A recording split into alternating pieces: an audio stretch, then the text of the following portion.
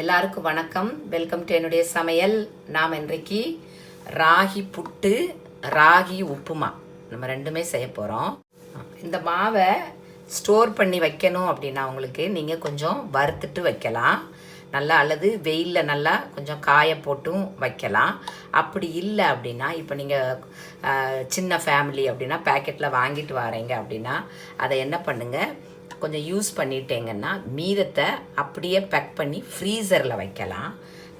அந்த மாதிரி வைக்கும்போது அப்படியே இருக்கும், கெட்டு போகாது. அதாவது ஒரு வருடத்துக்கு உங்கள் பாட்டில் நீங்கள் யூஸ் பண்ணலாம். இப்போது நான் இந்த மாதிரி 2 கப்பு எடுத்துருக்கிறேன், நிறச்சி 2 கப்பு எடுத்துருக்கிறேன்.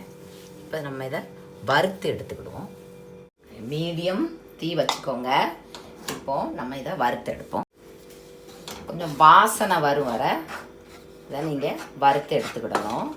இந்த மாதிரி லைட்டாக கலரும் சேஞ்ச் ஆகும், நல்ல வாசனை வரும். அந்த நேரத்தில் நீங்கள் சுவிட்ச் ஆஃப் பண்ணிடலாம். புட்டு பண்ணுறீங்கன்னா நல்லா வறுத்து வைக்கலாம். களி பண்ணுறதுக்கு அந்த மாதிரி செய்யாதீங்க, அல்லது ஃப்ரீசரில் கூட வச்சுக்கோங்க, அல்லது வெயிலில் காய போட்டுக்கிடலாம். இப்போ இது ரெடி ஆகிட்டு. ஒரு பாத்திரத்தில் தண்ணி நல்லா சூடாக்கி எடுத்துக்கோங்க. தண்ணி கொதிக்கணுங்கிற அவசியம் இல்லை, நல்லா ஆவி வரணும். வறுத்த மாவை இந்த மாதிரி ஒரு தேவையான அளவு உப்பு சேர்த்துக்கிடுவோம். நீங்கள் கல் உப்பு வச்சுருந்தீங்கன்னா அந்த தண்ணியோட நீங்கள் சூடு பண்ணி எடுத்துக்கோங்க, அதாவது தண்ணியோட உப்பு கலந்து எடுத்துக்கோங்க. இப்போ இதை மிக்ஸ் பண்ணி எடுத்துக்கோங்க. இந்த மாதிரி சூடானா போதும், கொதிக்கணுங்கிற அவசியம் இல்லை. கொதிக்கிறதுக்கு ரெடி ஆகிறதுக்கு முன்னாடி கொதிக்க வச்சாலும் பரவாயில்ல, நீங்கள் யூஸ் பண்ணலாம். இப்போ இந்த தண்ணியை நீங்கள் ரொம்ப ஊற்றக்கூடாது, கொஞ்சம் கொஞ்சமாக ஊற்றி நீங்கள் கிளறணும். நீங்கள் என்ன பண்ணணும், கரண்டியோட அடிப்பாகத்தை வச்சு நீங்கள் கிளறிக்கிடலாம். இப்படி இருந்தால் அது இன்னும் ஈஸியாகவே இருக்கும். கொஞ்சம் கொஞ்சமாக உங்களுக்கு வெறும் ராகி அதாவது கேழ்வரகு மாவில் உங்களுக்கு புட்டு செய்ய வேண்டாம். கொஞ்சம் ஏன்னா சில குழந்தைங்களுக்கு பிடிக்காது, சில குழந்தைங்களுக்கு. ஆகையினால நீங்கள் கொஞ்சம் அரிசி மாவு கலந்துக்கிடலாம், கொஞ்சமாக வறுத்து. அப்படி இல்லை உங்களுக்கு ரவை கூட கலந்துக்கிடலாம், ஒன்றும் பிரச்சனை இல்லை. இன்னும் கொஞ்சம், ரொம்பலாம் தண்ணி கலந்துடக்கூடாது, இன்னும் கொஞ்சம்.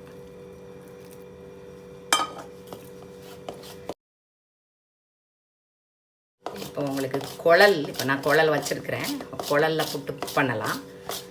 அது இப்போ நிறைய பேர் இருக்கிறோம் அப்படின்னா அது ஒவ்வொரு டைம் ஒரு 2-3 டைம் நம்ம அவிக்க வேண்டியது வரும். இப்போ இது அப்படி கிடையாது. இப்போ நான் துணியில் தான் அவிக்க போகிறேன். டக்குன்னு ஒரு 10 பேருக்குனாலும் உங்களுக்கு துணியில் ரெடி ஆயிடும். டேஸ்ட்டு அப்படி ஒன்றும் டிஃப்ரெண்ட்டாலாம் ஒன்றும் இருக்காது.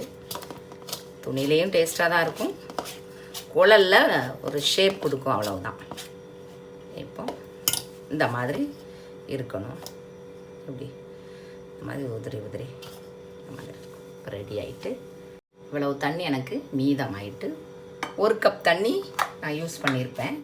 நம்ம தேங்காய் துருவல், இது நான் புட்டுக்கு பரவாயில்ல, நான் உப்புமாவுக்கும் கொஞ்சம் தேங்காய் கலந்துக்கிட்டாலும் பரவாயில்லை. நீங்கள் புட்டு மட்டும் செய்கிறீங்கன்னா புட்டுக்கு மட்டும் எடுத்துக்கோங்க. இப்போ இந்த மாதிரி கலந்துக்கிடலாம்.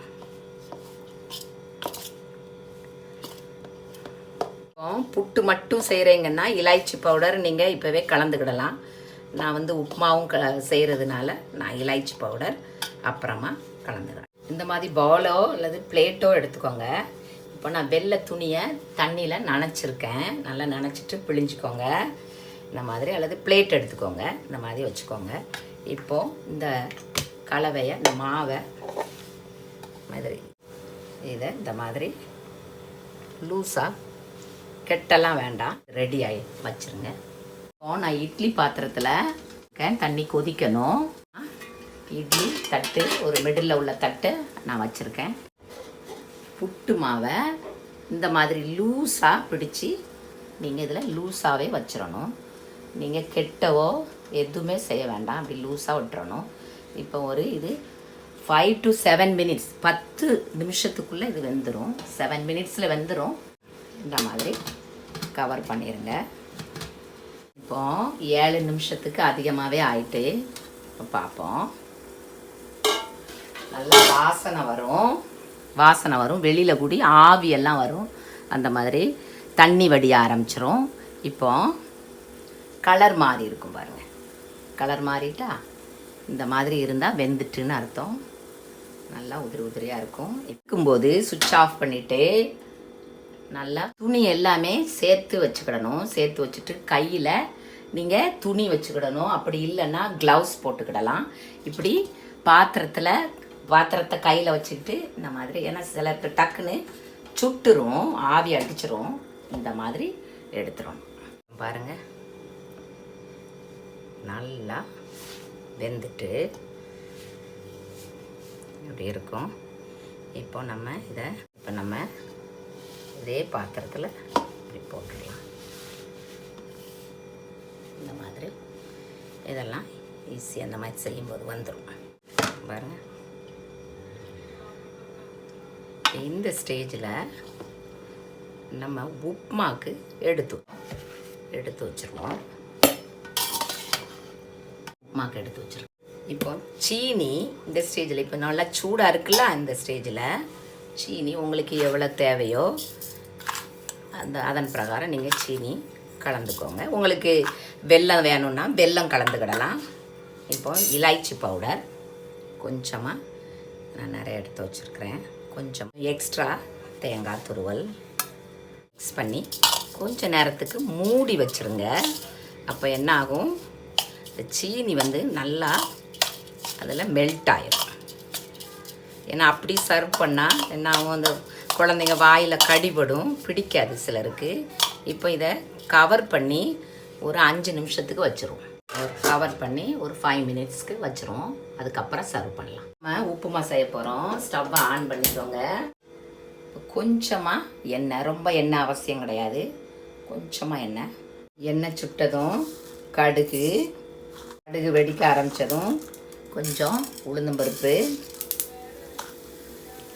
கொஞ்சமாக கடலைப்பருப்பு 3 பொரிஞ்சுக்கிடட்டும். இந்த மாதிரி பொன்னிறமாக ஆனவுடனே ரெட் சில்லி, இந்த ரெட் சில்லி வத்தல் இந்த உப்புமாவுக்கு ரொம்ப சூட் ஆகும். இப்போ வெங்காயம், கருவேப்பிலை, 2 மிளகாய் போட்டிருக்கேன். உங்களுக்கு காரம் எப்படி தேவையான காரம் தேவையில்லைன்னா மிளகாய் போட வேண்டாம். காரம் இல்லாத மிளகாய் கூட சேர்த்துக்கலாம். இப்போ இது ரொம்ப வதங்கணுங்கிற அவசியம் இல்லை, லைட்டாக வெந்தால் போதும். ஒரு பிஞ்சுக்கும் கம்மியாக கொஞ்சமாக உப்பு இந்த வெங்காயத்துக்கும் இந்த பருப்புக்கும் சேர்த்து கொஞ்சமாக உப்பு கலந்துட்டேன்னா நல்ல ஒரு டேஸ்ட் கிடைக்கும். ராகி புட்டை சேர்த்தோம், மிக்ஸ் பண்ணி வைக்க வேண்டியதான். இதுவும் நல்லா, உங்களுக்கு தேங்காய் துருவல் வேணுன்னா இதுலேயும் இன்னும் கொஞ்சம் கலந்துக்கோங்க. உப்புமாவும் ரெடி ஆகிட்டு. இப்போ உப்புமா பாருங்கள் இந்த மாதிரி இருக்கும், ரெடி ஆகிட்டு.